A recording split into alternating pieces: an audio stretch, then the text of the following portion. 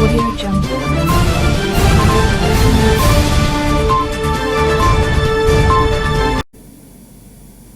C'est l'heure de vous informer sur Ecopolis Télévision. Messieurs et dames, bienvenue dans ce nouveau numéro du journal de l'inauguration du pont Bilaoumba au lancement de travaux de construction d'un hôpital moderne à Minkondo.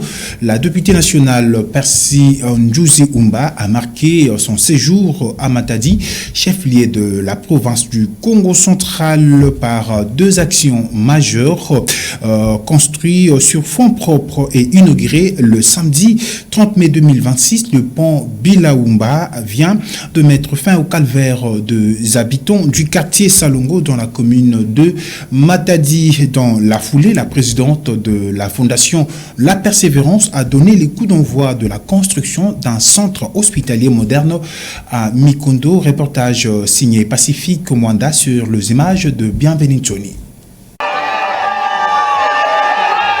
Accueilli par une représentation de la population matadienne et les membres de sa fondation, La Persévérance, l'élu de Matadi, la députée nationale Percy Ndjouzi Oumba, a foulé le sol matadien le samedi 30 mai 2026 dans l'après-midi.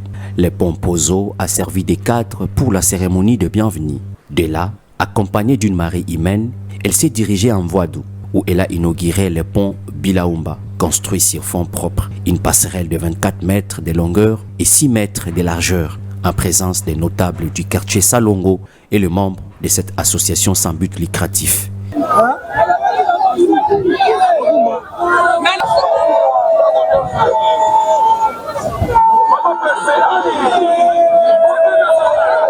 Satisfaits, les bénéficiaires n'ont pas tari d'éloges à l'égard de cette initiative.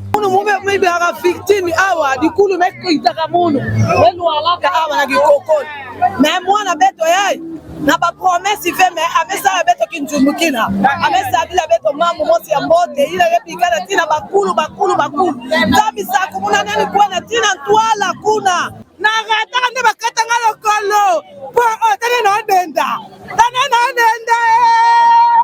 meza akutra mamba kutuba pa me manza biteka saku munani po kome katuka awa jo wangabu na luta muna meso mu de personnes dinda makulu awa muna na kutukutala fe po somo pa mfula mekanoka ngile luta pla fe wo me bubi atangula menoka ngena kuluta nge aleza tukanza bisaku munani kiese biato memona ya pinza bisaku. Fini la cérémonie d'inauguration, l'élu de Matadi et présidente de la fondation La Persévérance s'apprête pour la deuxième activité. Il s'agit de la cérémonie de lancement des travaux de construction d'un hôpital moderne sur l'avenue Kilolo, numéro 1, quartier Ngadi, dans la commune de Mvouzi à Mikondo.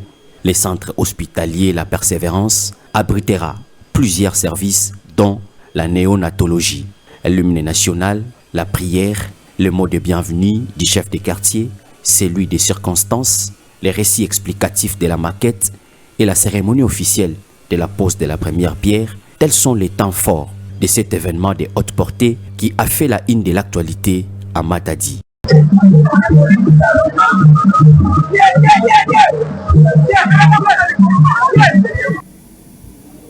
Dans ce même registre, la prise en charge médicale adéquate appuyée par des équipements modernes constitue le vœu le plus ardent de l'initiatrice de cette œuvre sociale, la députée nationale élue de Matadi et présidente de la fondation La Persévérance, Percy Ndjouzi Oumba. Dans son allocution, elle a résumé son engagement en ces termes: chaque enfant qui naît a droit à la vie. Suivons là dans cet extrait de son intervention.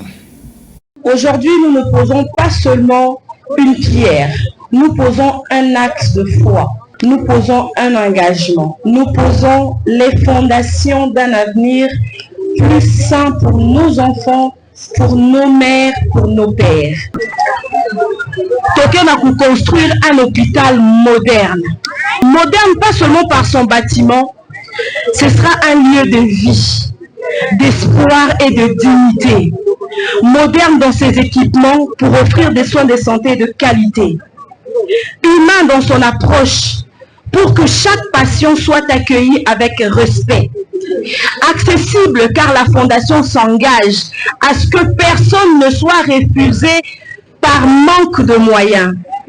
Dans quelques mois, là où il n'y a que la terre aujourd'hui, s'élèvera un lieu où des vies seront sauvées, où des enfants naîtront en sécurité, où la maladie reculera face au courage des soignants et à la force de la science. Pourquoi un hôpital? Je sais que c'est une question que plusieurs se posent. Par manque, il y a un équipement de qualité. Combien de mama awa mais zimbisa bana samu néonat ya malunga qui élevé. Donc voilà na néonat mosi ya nene parce que chaque enfant qui naît mérite la vie. Merci de partager cette première pierre et rendez-vous à très bientôt pour l'inauguration. Et puis, changeons de chapitre, Monsieur Zedam, la ville de Matadi, chef-lieu de la province du Congo central, a vibré au rythme d'un meeting populaire organisé par le parti politique Nouvel Élan avec comme toile de fond le soutien aux institutions de la République et au FRDC. Cette rencontre politique s'est déroulée au terrain Kamanou, situé au quartier communément appelé Sud, dans la commune de Mvouzi. Le détail dans ces reportages signés Salem Malonda et Christian Simba. Les terrains Kamanou au quartier communément appelé Sid, dans la commune de Mvouzi à Matadi, a servi de cadre à un meeting populaire organisé par le parti politique Nouvel Élan. Cette activité a été marquée par une forte mobilisation de militants et sympathisants venus nombreux pour réaffirmer leur soutien aux institutions de la République, aux FRDC. Principal message de cette rencontre politique. Organisé par le bureau exécutif provincial, conduit par son président exécutif, M. Papimba Koulou, et son vice-président, le révérend Charlune Chassatoubi, également président national de la fondation Je suis Mozito. Cette manifestation a connu une ambiance particulière. Tout a commencé par un carnaval qui a débuté au rond-point Stade en passant par l'Institut supérieur des commerces IEC et le rond-point PTPT, communément appelé Kianvou. Mise en place terminée, le participant s'apprête pour le début de la cérémonie. Comme l'exige le protocole républicain, l'exécution de l'hymne national a précédé une série d'allocutions. C'est l'exécutif provincial qui a ouvert la piste. Dans son mot, il a insisté sur la nécessité d'une nouvelle constitution qui va répondre, selon lui, aux besoins de la population. De son côté, le révérend Charlune Chassatoubi a centré son message sur l'accompagnement des forces armées de la République démocratique du Congo. Il a appelé la population à soutenir les FRDC dans leur mission de la défense de l'intégrité territoriale du pays.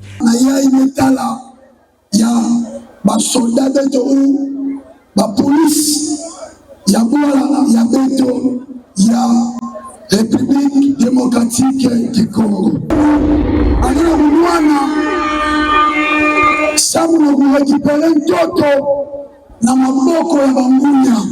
Et a invité les parents à encourager leurs enfants à servir la nation sous les drapeaux. Au terme de cette rencontre, le révérend Charlune Chassatoubi a renouvelé son engagement et sa loyauté au président de la République Félix Antoine Tshisekedi Tshilombo et au président national du parti politique Nouvel Élan Adolphe Mozito Fumunchi, vice-premier ministre, ministre du budget.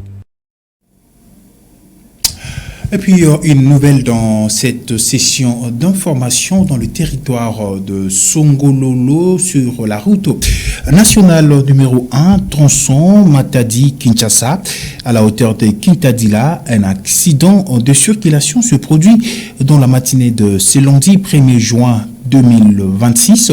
Deux camions remorques se sont cognés, un transporté de marchandises dans un conteneur et l'autre de bois.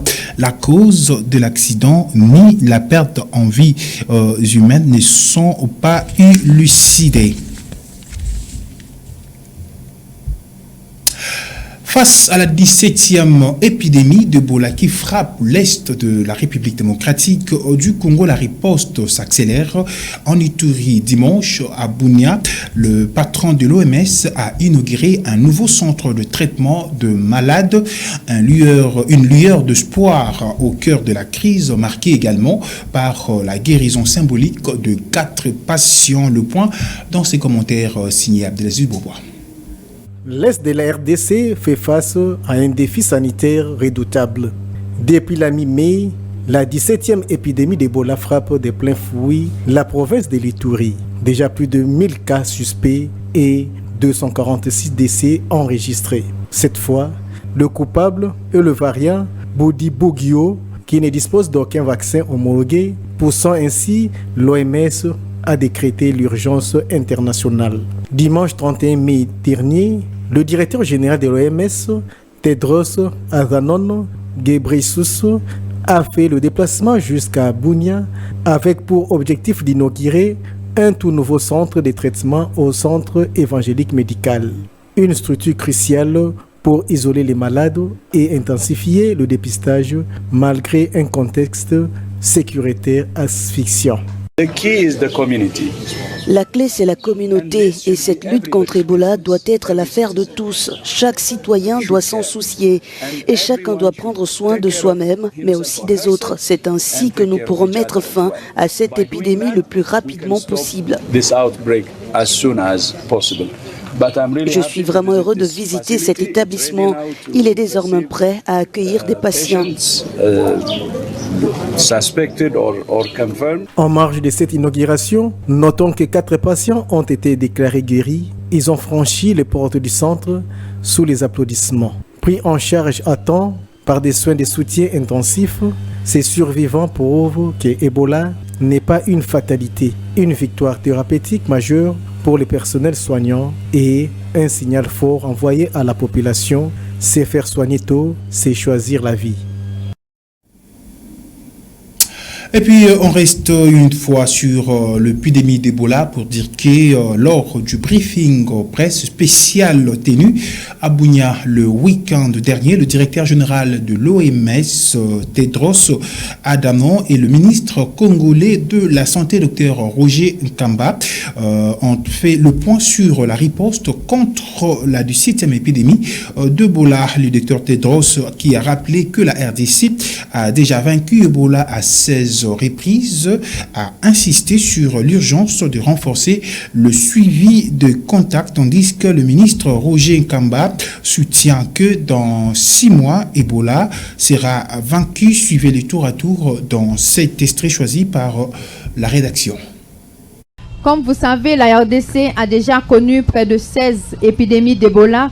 Celle-ci est la 17e. Donc l'histoire nous donne confiance de ce que cette épidémie aussi, nous pourrons en venir à bout. Comme vous savez, cette épidémie d'Ebola de Bundibugyo, il n'y a pas de vaccin ni de traitement, mais ce n'est pas seulement ça qui compte. C'est avec des soins précoces, donc nous pourrons arriver aussi à prendre soin de ces patients qui ont atteint de cette maladie Bundibugyo. À tous ceux qui ont déjà contribué à la riposte, je leur dis merci. Et à tous les pays qui ont fermé les frontières, je voudrais dire que ces mesures n'avancent pas pour contrôler l'épidémie. Alors, le meilleur scénario que je pourrais vous dire, c'est qu'on pourrait, dans notre stratégie, éventuellement contenir le virus, finir l'épidémie entre 4 et 6 mois, parce qu'on tient compte de ce que nous avons eu comme expérience précédente, mais aussi de la durée d'incubation de la maladie. Alors, le meilleur scénario toujours, c'est d'essayer de contenir le virus dans les 3 provinces où il a déjà été, sans que cela ne déborde. Et pour l'instant, je répète, nous avons toujours 3 provinces qui sont touchées, l'Ituri où nous sommes, le Nord Kivu et le Sud Kivu. Et quand on regarde ces 3 provinces, on voit que la très grande majorité des cas, c'est en Ituri. Okay. Le Nord Kivu a très peu de cas, une vingtaine, et le Sud Kivu, pour l'instant, on a un cas. Et puis, l'actualité internationale, tension maximale dans le Golfe Persique. Téhéran affirme avoir abattu un drone américain au-dessus de ses eaux territoriales. Une violation fermement démentie par Washington qui évoque un vol dans l'espace international. La riposte des États-Unis d'Amérique ne s'est fait pas entendre. L'armée américaine a mené de lourdes frappes de représailles ces week-ends contre les bases de radar iraniennes. Le point sur cette escalade militaire avec nos confrères de France 24. Dernier incident en date, les États-Unis ont confirmé la destruction d'un drone américain, le MQ-1 Predator, annoncé plus tôt par Téhéran. Téhéran affirmait effectivement avoir abattu un drone au-dessus de leurs eaux territoriales. Et dans un communiqué ce matin, le CENTCOM a affirmé avoir mené des frappes contre des radars, mais aussi des centres de commandement iraniens à Gourouk et aussi sur l'île de Keshm, en réponse à ce que Washington qualifie d'action agressive de l'Iran, à savoir la destruction de ce drone américain. Selon l'armée américaine, plusieurs systèmes de défense aérienne iraniens, des centres de contrôle au sol et 2 drones d'attaque ont également été détruits car ils représentaient une menace pour les navires circulant dans le détroit d'Ormuz. Le CENTCOM précise qu'aucun militaire n'a été blessé lors de cette opération. Il faut savoir qu'il y a quelques jours déjà, Téhéran affirmait avoir abattu un drone près de Boucher, mais le CENTCOM avait alors démenti, disant que tous les appareils étaient comptabilisés. Et autre escalade régionale, l'armée koweïtienne qui annonce faire face à une attaque de missiles et de drones. L'état-major affirme que les explosions entendues dans le pays correspondent à des interceptions de projectiles par les systèmes de défense aérienne. Et c'est ainsi que nous mettons un terme à cette session d'information sur Ecopolis Télévision. Merci à vous, mesdames et messieurs, de l'avoir suivi. D'ici là, portez-vous bien et bon début de la semaine chez vous.